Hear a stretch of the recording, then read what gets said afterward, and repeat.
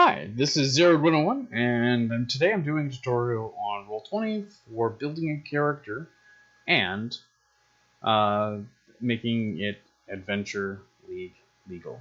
Alright, so I'm going to add a character here, and I'm going to name the character Theo Roaringhorn. Theo because it is a character that I really enjoy on Sabrina, and Roaringhorn because that is a famous noble family within the Forgotten Realms and Sword Coast era for D&D. So, we're going to slap that over into the name. Save changes, and then character sheet. Alright, so I've decided that I want to make a Paladin that's going to be an Acolyte. Now, the reason why I'm doing the Paladin in Adventure League, I really like the ability to pick up other players. And the way that this level 1 plays, it is really viable for a lot of the community-created content and any season that,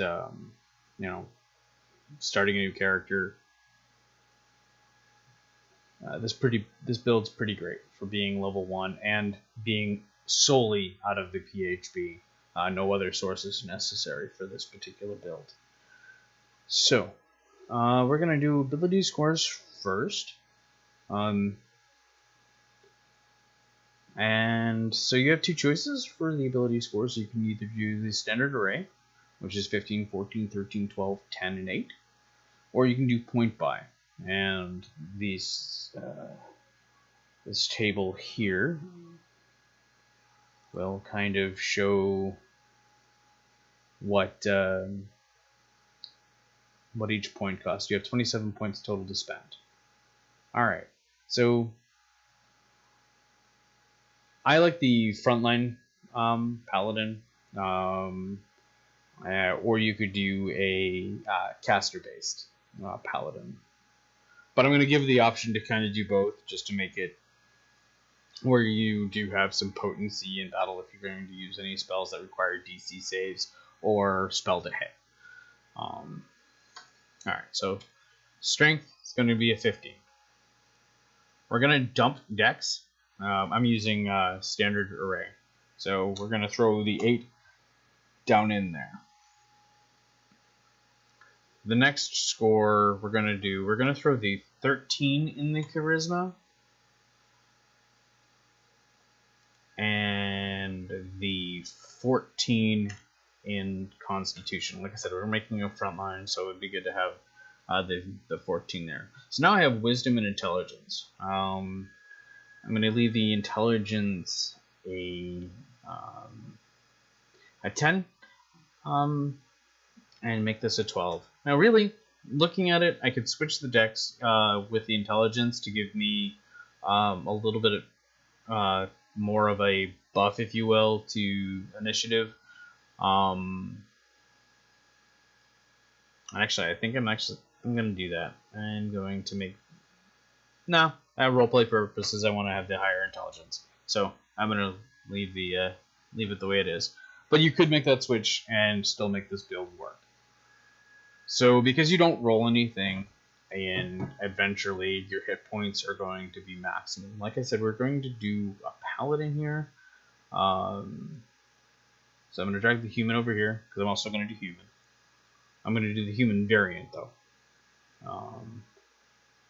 And Paladin, whoops, I mistyped.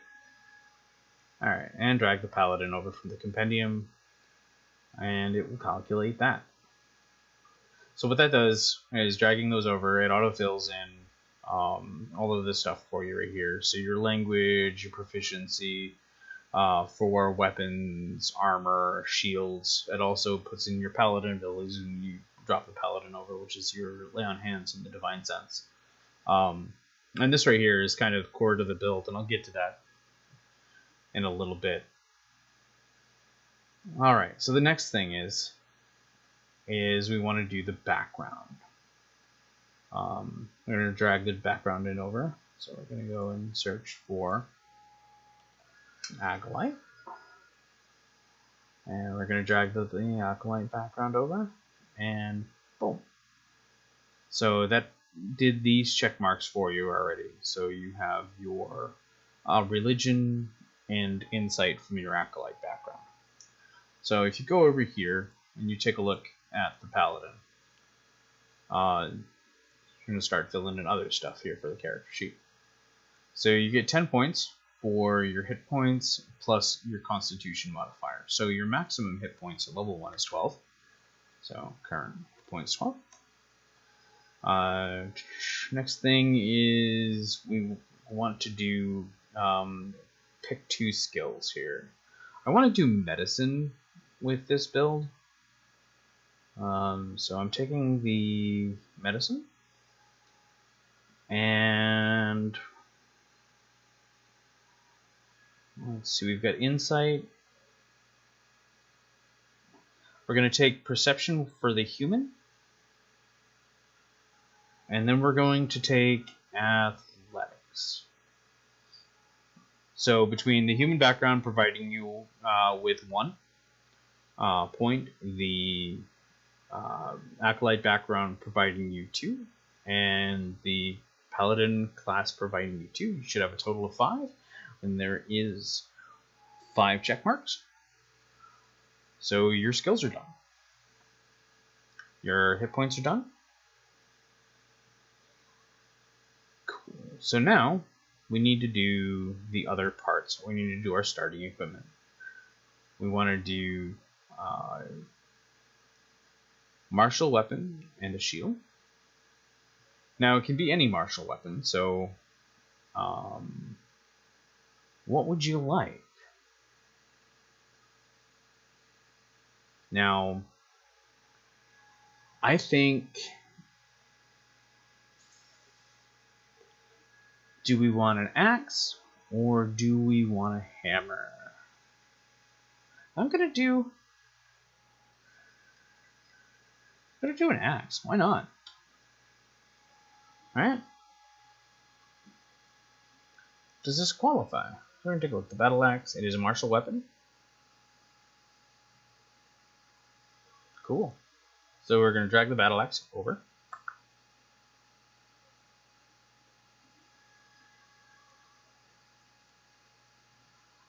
For whatever reason, it did not be that. There it goes. Yes, okay, so I had to drag it in from items. So it gives you a 1d8 plus 2 slashing for using it one-handed. And then we're going to take the shield.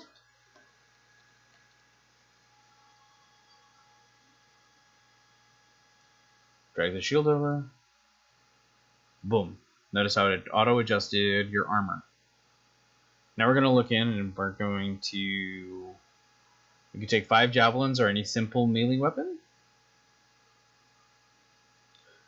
I'm going to do the javelins. So we've got jav.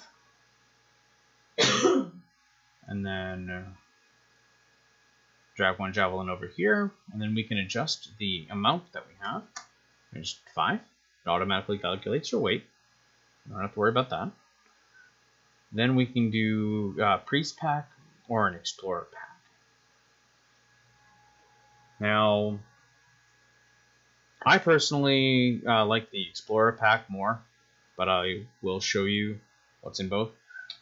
So we've got the Priest Pack.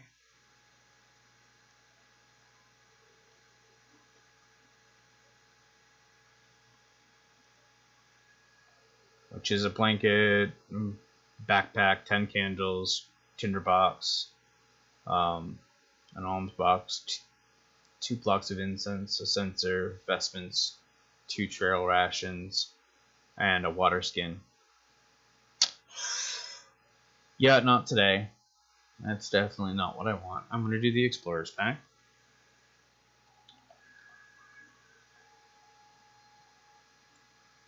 Now you can drag the Explorer's Pack in, and it'll just pop it in like this.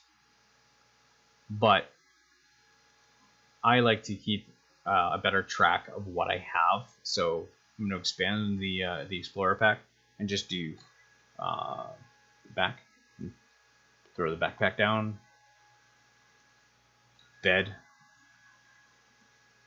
bedroll, mess kit, tinderbox. Basically just go through all of these and make sure that I get everything that I need for my character.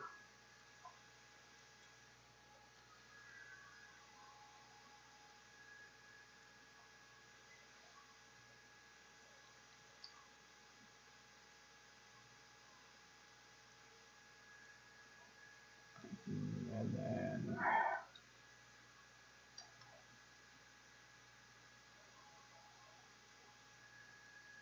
okay, now that I've got my entire Explorers pack out here,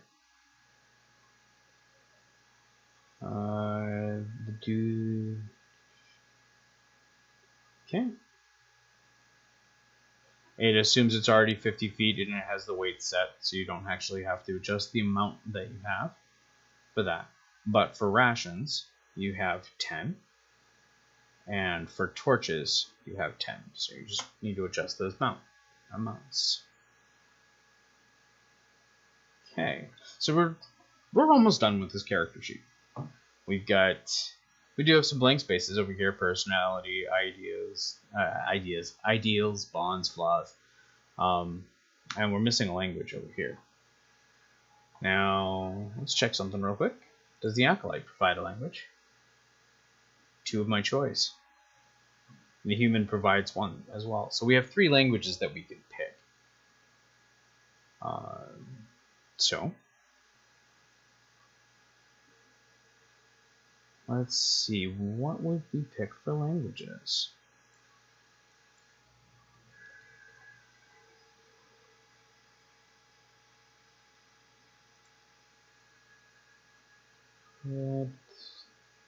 So let's find a nice little language list that we can throw out for our languages. I usually take Celestial as one of the most common ones for our religious folk, but I've noticed that it actually doesn't come into play all that often. So we can, let's see, languages. What do we want to use for our languages?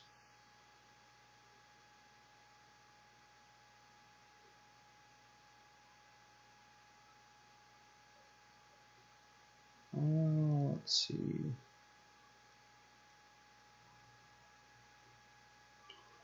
So we like the Celestial, dwarves, elves, all of those. Well, one of the things that I would do is like, hey, what campaign are you going to be running in? What that always really plays an account if I'm going to be doing, let's say, Rage of Demons, having something that speaks some of the more undercommon or those type of languages. That would probably be a good idea. So for myself, because it's Days, Dungeons and Dragons, I'm gonna do Draconic, because gotta be able to speak that, right? Alright, so that's 1.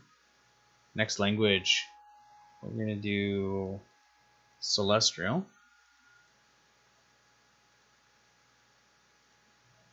And I don't know, as a paladin, I've got the Draconic. I'm gonna speak Goblin, because I'm gonna go with the trope that most goblinoids are evil and bad, and I want to be able to speak the language of my enemies. So I am taking Goblin. All right. So I'm forgetting the feat.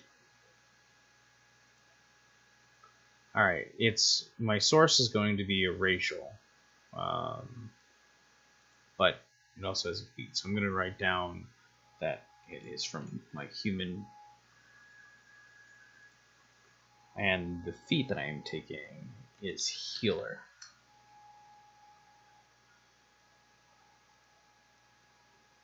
Remember, this is level 1 because you get the feat at level 1 from the human. This will come in handy. Okay. So we're going to do the little chap bubble here. Healer. You are an able physician, allowing you to mend wounds quickly and to get your allies back into the fight. You gain the following benefits. When you use a healer's kit to stabilize a dying creature, that creature also regains 1 hit point. As an action, you can spend one of the uses of the healer's kits to tend to a creature and restore 1d6 plus 4 hit points. Plus an additional hit points equal to the creature's maximum hit dice. Maximum number of hit dice, which is pretty nice. The creature can't regain hit points from this feature again until it finishes a long or short rest. Now, I mentioned that this was going to be a pickup paladin. So here is Lay on Hands. Lay on Hands is you touch a creature and you have a pool of healing based on your paladin's level. So if you're level 1, which is this character is, you have 5 points of healing that you can distribute. As an action, you can draw from this power, touching a creature and healing them up to a maximum of your remaining hit pool. Alternatively, you can expend 5 points from your pool to cure a target of disease or neutralize 1 poison affecting it. You can cure multiple diseases and multiple poisons with a single Lay on Hands, expending hit points separately for each one. This feature has no effect on an undead. Okay, so the idea of play for this character is you don't use all of your healing to heal somebody. You only use 1 point. So you can use your Lay on Hands, touch somebody, pick them up, and they will be able to continue with the fight in battle. You're such low health at level 1, it doesn't matter. You're going to hit once, twice, and hit the ground. The point is you as this paladin, you can get them back up and back into the fight, and motivating your allies to keep going. So you have the Lay on Hands feature where you can just do this 5 times every short rest. And then on top of that, you can revive with your healer medicine kit and bring them back, as well as being a healer even before you're able to access those spells. So you become this very awesome paladin healer. So that's the idea of this build. So you'll end up going in, and now we're going to do the personality traits, ideals, bonds, and flaws. Now that you know how this character is going to play, how you're going to pick up your friends around you. So we're going to click on the Acolyte here, and we're going to close that window and take a look at the Acolyte. All right, so what do we have here that will kind of fit the personality traits?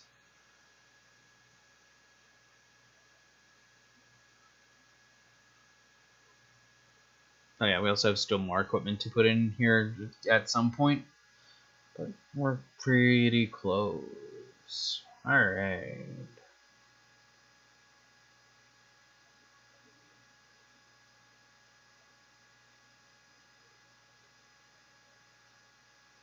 So I like the idea of this paladin that can pick up people.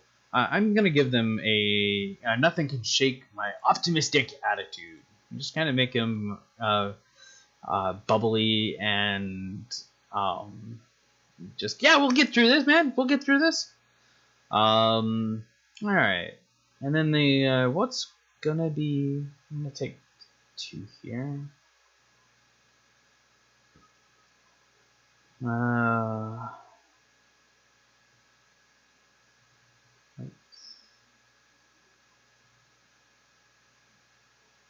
No, I'm not gonna take that.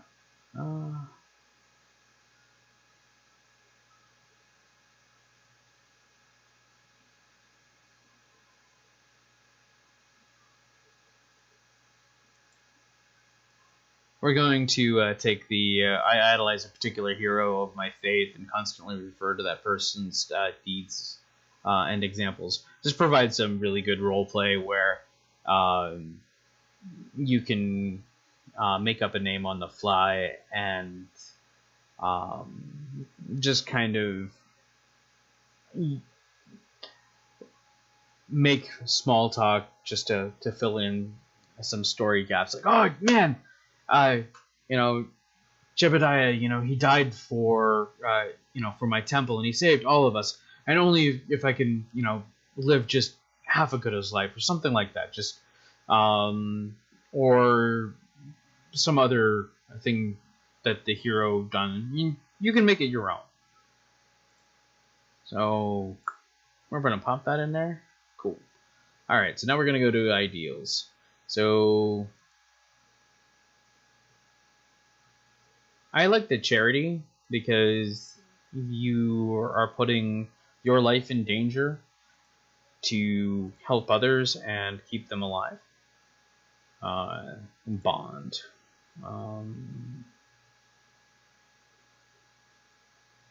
I mean, we could go with the Batman complex. I owe my life to a priest who took me in when my parents died. Or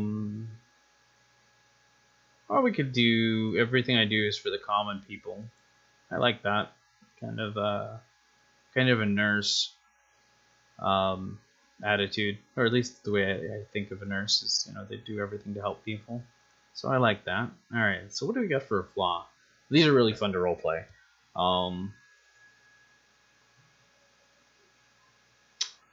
That could be fun.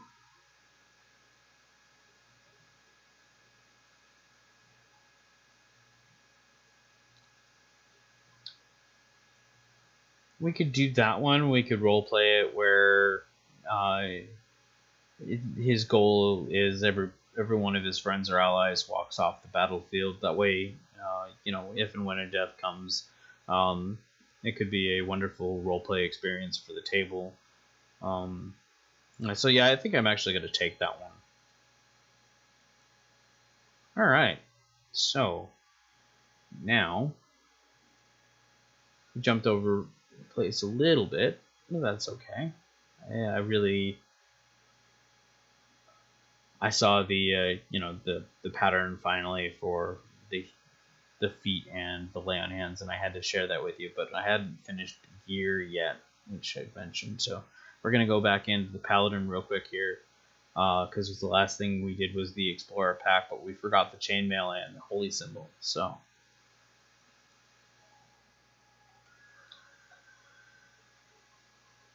item chainmail, drag and drop, AC adjusts 18. Nice and hard to hit. And then holy symbol.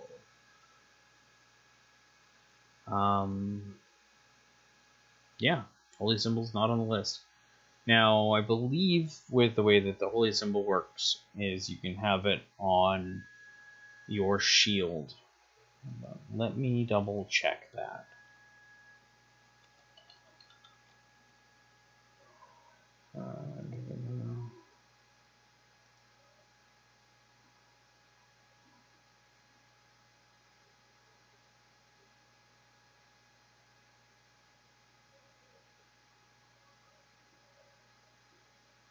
Yep. So in this particular case, the holy symbol is on your shield.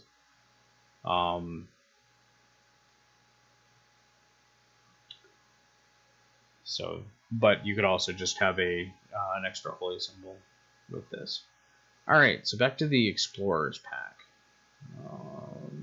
Or not the Explorers part, but the Acolyte. Because I forgot some minor things. The Holy Symbol again. I would put in just an extra Holy Symbol because you're going to have one as the as your shield, and then just an extra Holy Symbol just kind of lying around. You can make it prayer beads with your symbol on it. It really doesn't matter. It's mostly just flavor for that. Now, the next would be a prayer book. Let's see if they have that, or if it's just a...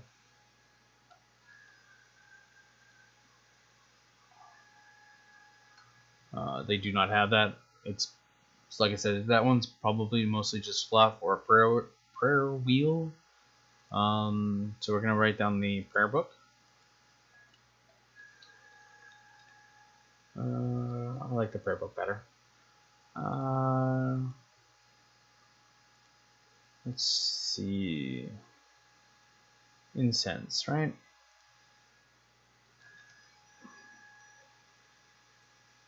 Oh, that won't work. Alright, incense. Not there.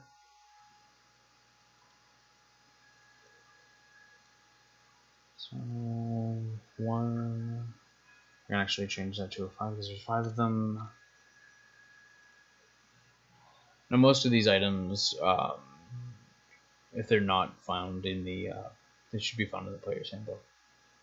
5 sticks of incense. First. Nope. First. Mince.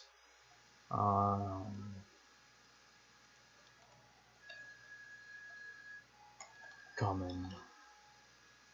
Close.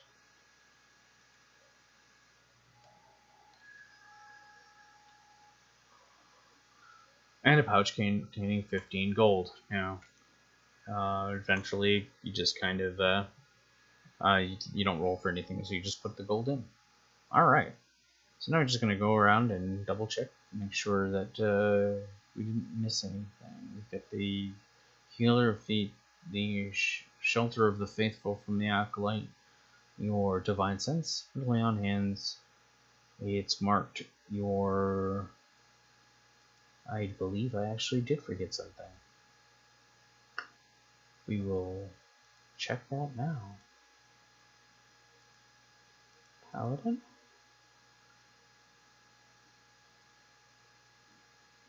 No, we did not. Okay. So yeah, we're done. So I'm gonna pump.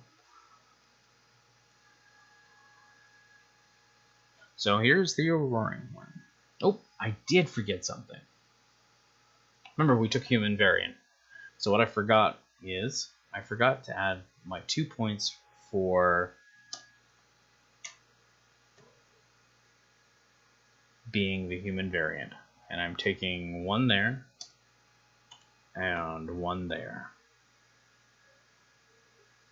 Giving me a total of 16 strength. And a 14 charisma for my casting. Pretty high constitution. It does not affect my armor class because of the chainmail. I have all of my gear. And this character is completely AoE. And you can pick people up all day long. Thank you for watching my video. And have a great day.